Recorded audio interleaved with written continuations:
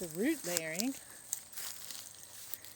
is very simple to do. It's a way to start new trees. Not every tree does this well, but mulberries respond extremely well to it. All we did is took a branch like this one and we pull it down and stick it into the soil.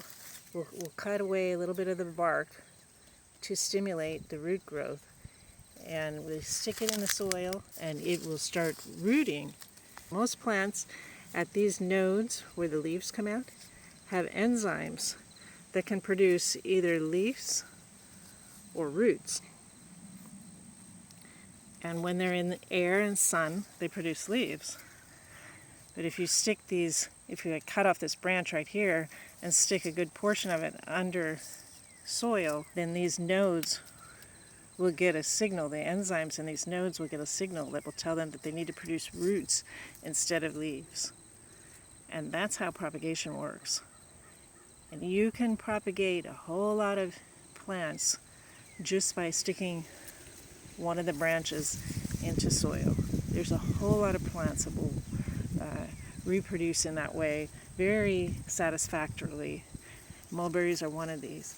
Now, putting this branch in the ground as opposed to cutting it just gives it a little, so you could just stick it in the ground and then stick a log or a brick or something on top of it to hold it in there, but you get good 3 inches into the dirt.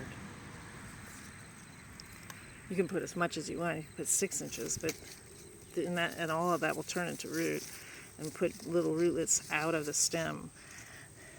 But 3 inches is sufficient too for a mulberry.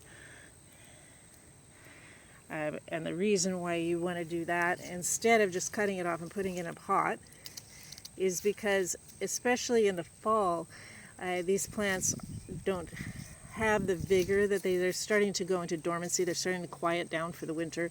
They don't have the vigor that they do in the spring. And you can still get it to root if you allow this branch to stay connected to the mother tree, because it's still getting food from the mother.